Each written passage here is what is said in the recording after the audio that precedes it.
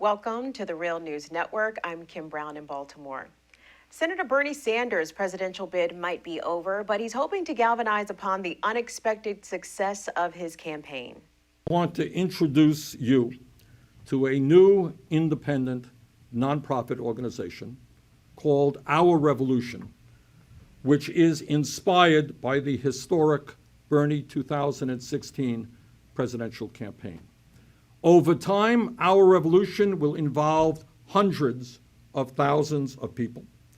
These are people who will be fighting at the grassroots level for changes in their local school boards, in their city councils, in their state legislatures, and in their representation in Washington.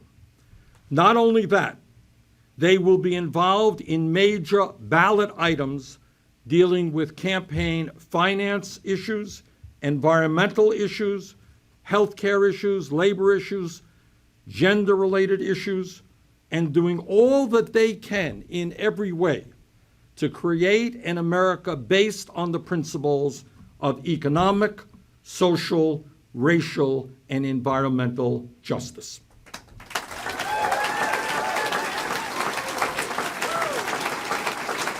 And let me, speaking only for myself, tell you what to me the political revolution means.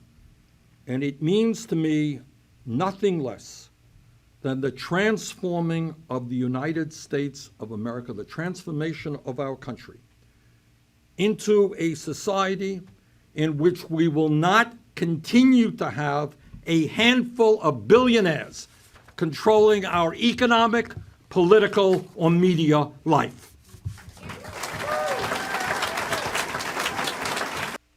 Our Revolution made its debut Wednesday night as part of a live streaming event to Sanders supporters everywhere. Thousands of homes served as watch parties for people to check out this unveiling of this new organization. But Our Revolution has stumbled early out of the gate with staff departures and criticisms of how the organization was set up to start.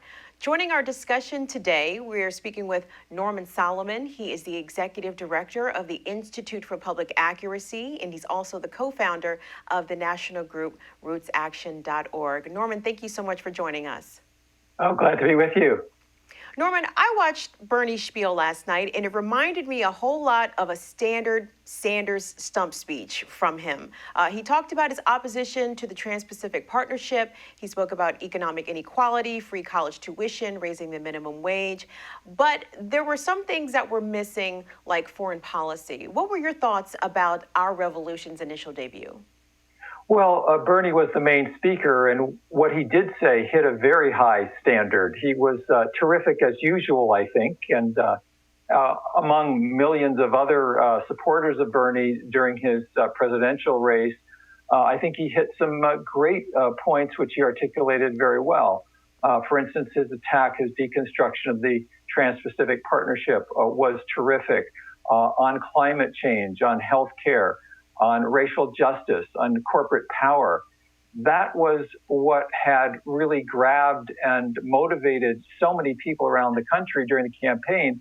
And it was great to hear him, in fit and fiddle form, really going at it during the launch of Our Revolution. That said, what was missing was quite troubling. And at rootsaction.org, we launched a petition a year ago, very early on in Bernie's campaign, asking him, urging him to address issues of war and the military-industrial complex, pointing out that Dr. Martin Luther King had denounced what King called the madness of militarism, and that militarism has everything to do with corporate power, profiteering, the outlandish, bloated, and destructive Pentagon budget, and so forth. And Bernie, during the fall and winter and spring of the campaign, gradually began to address some of those issues, not in a full-throated way, but criticizing Hillary Clinton about regime change that she's continued to push during her career and so forth in terms of foreign policy. Long story short, all that was absent from Bernie's 49-minute speech at the launch of Our Revolution. He literally said nothing about war, about Pentagon spending. In a sense, it was a step backward for Bernie. And it shows, I believe, that Our Revolution, uppercase, our revolution will be too narrow if it sticks to those exclusions of what is, after all, a huge part of government spending and policy, which is to say incessant war, the so-called war on terror, now completing its 15th year. And a lot of people are wondering about the structure of our revolution.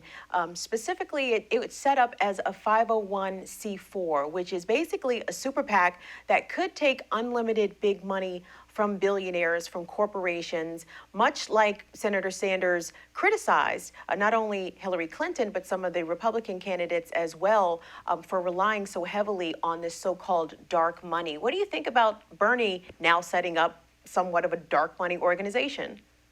Well, really, a 501c4 is not a super PAC. It depends on how it's administered, how transparent it is, and what happens going forward. I think it was a combination of the structure, which I think remains to be seen how it could be utilized, and the selection, particularly of Mr. Weaver, Jeff Weaver, who was the campaign manager for Bernie's presidential campaign, evidently now running our revolution. And apparently, and I have no inside information, but a lot of the major staff, the organizing and digital action staff of our revolution, carrying over from the campaign, just were fed up. They didn't feel that Weaver's the right person. And so it was sort of, we're going to stay only if he's not running the show. And it appears that the message back to them from Bernie was, I want you to stay, but it's Weaver's way or the highway. So they took the highway. Indeed, but about the structure of the 501c4, because there are some specific caveats about it, namely that federal employees can't really interact with this, or elected officials, and that would be Senator Bernie Sanders. So he can't really have a whole lot of direct involvement with his own organization that he's setting up. Yeah, but I think actually that's a positive in that, as Bernie said in the clip that you played, our revolution is going to be independent. And I see the problem, if there is one, more in the other direction, in the sense that if it is going to be independent and have room to grow and not simply stay under the enormous shadow of the presidential campaign, as wonderful as it is in 2016, independence actually makes sense. Well, Norman, the other part about the 501c4 is that so our revolution as a 501c4 is not going to be able to coordinate directly with some of the candidates that it wants to expressly offer support to. And one example of this is the congressional seat in Florida of that of Tim Canova. And so whereas they would like to offer him straight up support, straight up grassroots support, because they are not allowed to have direct dealings with him as a candidate with the 501c4, doesn't that sort of hamper what the stated purpose is if they're not allowed to directly engage with the candidates themselves and try to coordinate like a mutual strategy? I don't see that as a problem. Whether it's a 501c4 or a PAC, legally, coordination is not really allowed. And frankly, I wouldn't want people, whether it's Jeff Weaver or anybody else, in a national headquarters in Vermont, trying to run or, if not dictate, at least steer the direction of a grassroots campaign. I mean, in a sense, that would be an oxymoron. The role that I think our revolution can play is to have a unified set of principles that could be developed and that candidates around the country could sign on to, and also that our revolution could help raise money by providing information to people who are progressive around the country about various races, where they can send money, what link they can click on to conceivably directly contribute to a campaign or in some other way. And I see that as a positive. So, we can't really have genuine grassroots campaigns that are run by some central organization. I see, more of a challenge here is to inculcate the political culture among progressives that you don't decide to run for office a couple or a few months before the election. It's not or shouldn't be like an impulse item a candy bar in the checkout line at the supermarket. And that is part of the progressive culture all too often. And one of the good things about our revolution is they're saying, let's already start planning for 2018. And I think that at the grassroots, the cliche is all politics is local. And when you're not running a presidential campaign, that is the case. So all this is a challenge. It needs to shake out. And I think we're going to see what can be created in the process.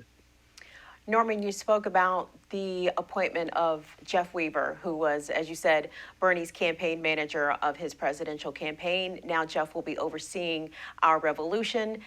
That caused for a bit of an exodus from some of the staffers who, we've been hearing these sort of unattributed murmurs about the displeasure of Jeff Weaver's leadership during the presidential bid or during the Democratic nomination process. Is his presence there sort of emblematic of why Sanders's presidential bid failed in the first place? Because Bernie had galvanized a lot of support, but it was overwhelmingly white, it was overwhelmingly male, not exclusively, but a majority of it was. And it seems as if that some of the other members of Bernie's campaign support staff, women, people of color, may not have been listened to by the white men. And here we are with Jeff Weaver, the same individual, being placed at the head of it, and people left saying that they're not going to deal with this again. What do you think about that? Well, in terms of hindsight on the campaign, all major campaigns make mistakes, and clearly we could take apart some of the mistakes made. But if we were talking a year ago, we would have been astonished that Bernie would have come into the national convention with 45% of the delegates. So to me, the crucial question now is what's best for our revolution? And I have no inside information, not even second-hand information, but from statements that have been made by people who were at the core of the organizing and digital activism aspects of our revolution and Bernie's campaign before it, I think that there are some real question marks, and I really would be concerned about whether it's the right fit. Even if we stipulate, as the lawyers say, that Weaver overall oversaw a campaign for president that far exceeded anybody's what seemed to be reasonable expectations, is that skill set the appropriate one for running our revolution, which is needing to interface with grassroots campaigns, to really work collegially with movements around the country that really are the essence of what this should all be about, because election campaigns should be subsets of movements rather than the other way around if we're going to have long-term change to bring the pressure to bear in Congress and at the White House that's needed. So I, frankly, personally, I wish that there was a different set of backgrounds running our revolution. And for that matter, the executive director is someone who apparently was, according to the Nation magazine today, Bernie's driver. And I just think that independence of our revolution in the long run will be healthy. Of course, it needs to be in the hands of leadership that Bernie trusts and so forth. But it's a big country. There's diversity of the country. And as you allude to, at the top, that needs to be reflected in an organization with the kind of ambition and breadth and width that we hope our revolution, uppercase, will achieve.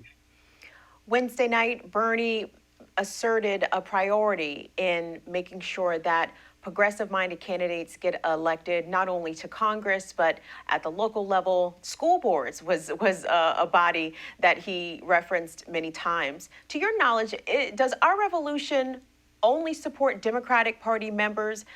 Because Bernie ran as an independent, and we've seen and heard probably more so from Libertarian nominee Governor Gary Johnson and Green Party nominee Dr. Jill Stein on a national level, more so than I can recall in recent history.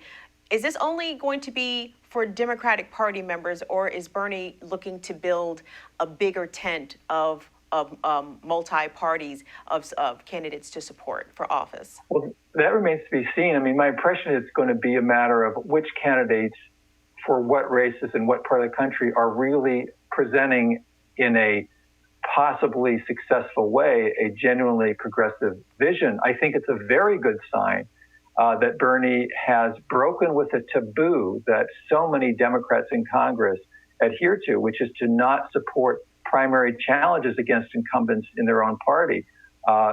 While it may likely not be successful, the primary challenge coming up in days against Debbie Wasserman-Schultz is one that Bernie has supported, has been willing to stick his neck out and say, I support Canova, Mr. Canova, the opponent of this powerful Democratic incumbent. And that's a good sign because, frankly, it's going to be essential through our revolution and other means that we challenge so many incumbent Democrats as the primaries come along in 2018. Norman, that's an excellent point because the real question remains is, can the Democratic Party be reformed from the inside out? Or is this going to be a party that is serving the powerful, serving the oligarchy? Well, we have theory and we have practice.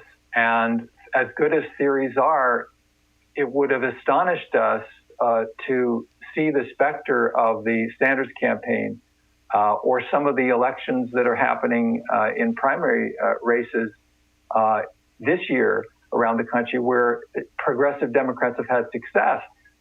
It's been extremely frustrating. There have been way more defeats than victories among progressives running in Democratic primaries, but there have been some successes. And contrast that with Green Party races where there is designation of the party affiliation on the ballot, which is to say, for governor, for Congress, you basically have zero success in the last decades. And that is, I think, necessary for us to come to terms with. So it's not a sort of a ideological or attitudinal litmus test of we hate the Democratic Party or we think it's salvageable. It comes down to practice, and let's find out what can actually work. But what's clear is that we need a wholesale transformation of power in this country away from what Bernie rightly calls the oligarchy. And that means huge changes. Nibbling at it is not going to do it. The Progressive Caucus in Congress, for whatever the virtues of some of its leaders and others, all virtually Democrats, they've really been unwilling to challenge a corporate war White House run by a Democrat. That has to change. And if it's going to be a President Hillary Clinton, there should not be a nanosecond of political honeymoon because so many of her policies are absolutely antithetical to any progressive principles. Norman, you bring me to my last and final question for you, which leads right into that. So if Hillary Clinton is elected president in November, and let's look ahead to 2018 here, if she is not holding true to some of the promises that she made, some of the concessions that were afforded to in the Democratic platform, will our revolution, or even should our revolution, seek to hold Hillary Clinton accountable to make her a one-term president if she is going hard perhaps with war or with other things, like you said, that are antithetical to the progressive ideal? Should they try to oust her or put up a challenger against her in the year 2020? Well, I would say in the year 2020, even if she does adhere to the Democratic Party platform, the foreign policy and war aspects of that platform are so abhorrent to human decency from a progressive standpoint. Those provisions are so militaristic that if she adheres to that platform just on that basis, even if she didn't backtrack on domestic policies or trade policies in the platform, which I think is highly unlikely. Her track record is so duplicitous. But I think that first in 2018 for congressional races, and then in 2020, we need to be willing and able to develop strong, grassroots-based electoral challenges to the Hillary Clinton machine. It's going to be absolutely necessary, or a dystopian future is really ahead of us. That's Norman Solomon. He is the executive director of the Institute for Public Accuracy. He's also the co-founder of the national group rootsaction.org. Fantastic conversation, Norm. Thank you so much for joining us. Oh, thank you, Kim. And thank you for watching the Real News Network.